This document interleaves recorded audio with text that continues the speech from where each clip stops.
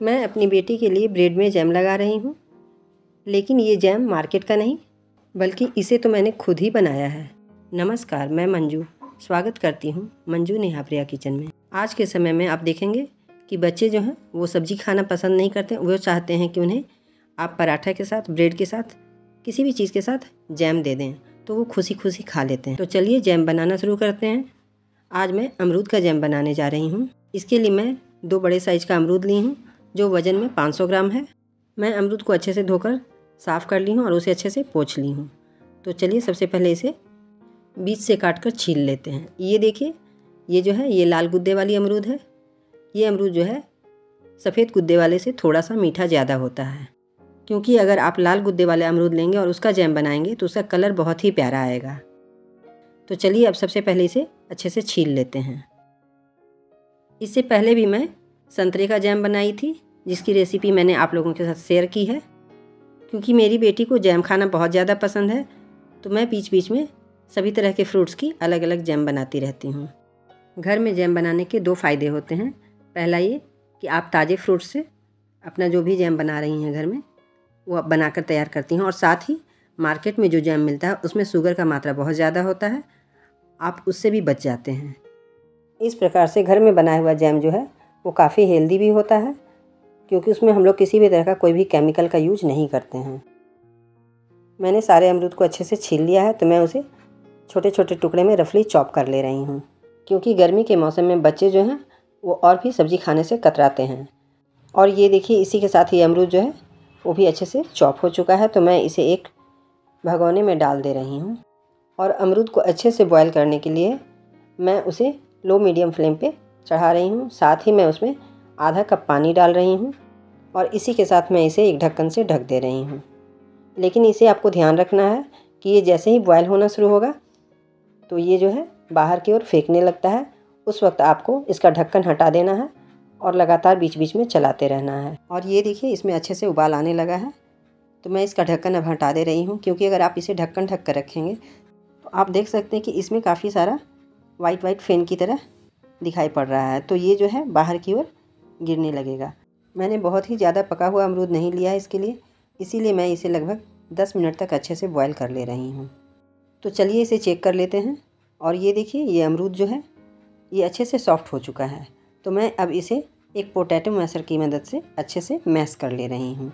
आप जब भी अमरूद का जैम बनाएं तो आप उसमें जितना भी एक्स्ट्रा पानी डाली हैं वो पूरा पानी जब पूरी तरह से जल जाएगा, और अमरूद जो खुद का पानी छोड़ रहा है जब वो भी आधा से ज़्यादा जल जाएगा, तो समझ लीजिए कि आपका जो अमरूद है वो पूरी तरह से सॉफ्ट होकर अच्छे से तैयार हो चुका है।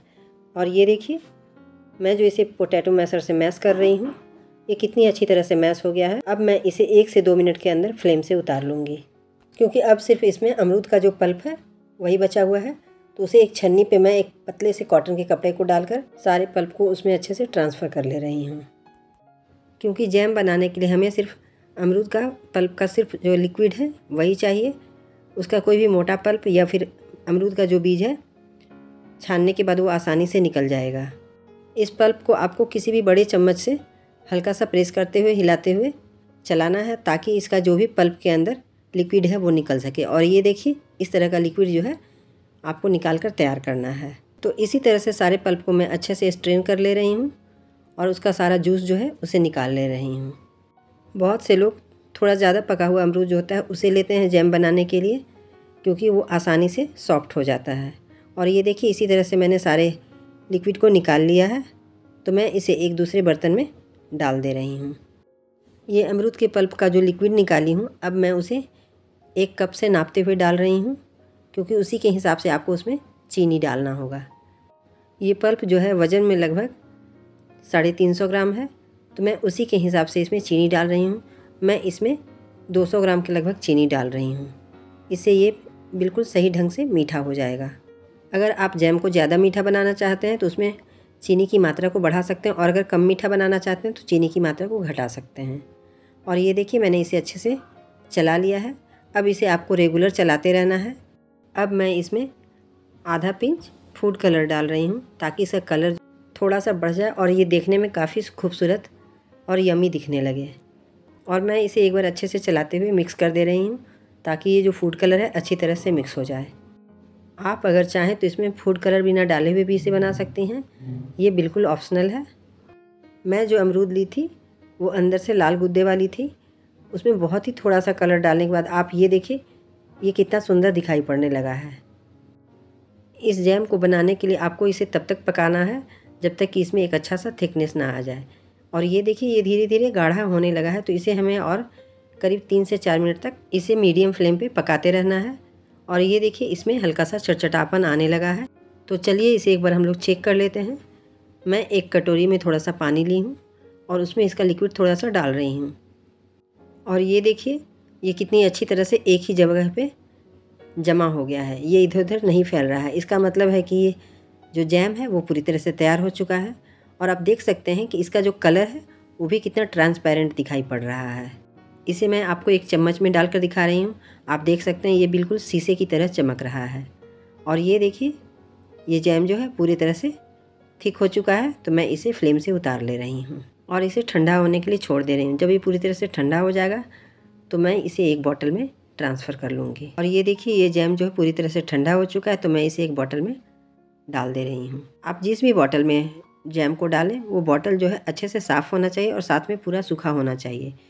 उसमें किसी भी तरह का कोई नमी नहीं होना चाहिए। अगर उसमें नमी रहेगा तो आपका जैम जो है वो बहुत ज़्यादा समय तक नहीं टिकेगा। जैम को ज़्यादा समय तक चलाने के लिए आपको कुछ बातों का ध्यान रखना होगा। अगर आप इसे फ्रिज में रखते हैं तो कम से कम 3-4 महीने तक आप इसे यूज कर सकती हैं। अगर आप सिर्फ 2 बातों का ध्यान रखेंगे तो आपका ये जो जैम है कम से कम 3 से 4 महीने तक बिल्कुल ख़राब नहीं होगा। पहला ये कि आप इसे पूरी तरह से सूखे हुए बॉटल में डालें, और दूसरा कि जब भी आप इसे निकालें तो किसी भी सूखे हुए चम्मच से निकालें। और अगर आप इसे सिर्फ बाहर रखना चाहते हैं तो इस जैम को आप 15 से 20 दिन तक अच्छे से यूज कर सकते हैं और इन्जॉय कर सकते हैं। इस जैम को मैं आपको ब्रेड पे स्प्रेड करके दिखा रही हूँ। और ये देखिए ये कितनी अच्छी तरह से इस पर स्प्रेड हो रहा है। तो इस तरह से आसानी से आप इस जैम को अपने घर पे बना सकती हैं और अपने बच्चों को रोटी, पराठा, ब्रेड किसी भी चीज़ के साथ दे सकती हैं। वो इसे बहुत ही चाव से खाएंगे। आप इसे उन्हें ब्रेकफास्ट में या लंच में भी दे सकती हैं।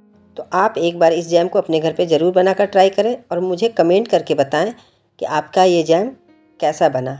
अगर आपको आज की मेरी ये अमरूद के जैम की रेसिपी पसंद आई हो तो मेरी वीडियो को लाइक करें, ज़्यादा से ज़्यादा शेयर करें। मैं जो संतरे का जैम बनाई थी उसका लिंक मैं डिस्क्रिप्शन बॉक्स में डाल दूँगी। और इस तरह से आप अपने घर में अमरूद का, संतरे का या किसी भी मौसमी फल का जैम बनाकर तैयार कर सकती हैं। साथ ही जाते जाते मेरे चैनल मंजू नेहा प्रिया किचन को सब्सक्राइब करना बिल्कुल ना भूलें। के साथ मैं मिलती हूँ आपसे अपने नए रेसिपी के साथ नए वीडियो में। तब तक के लिए Radhe Radhe, bye bye, take care.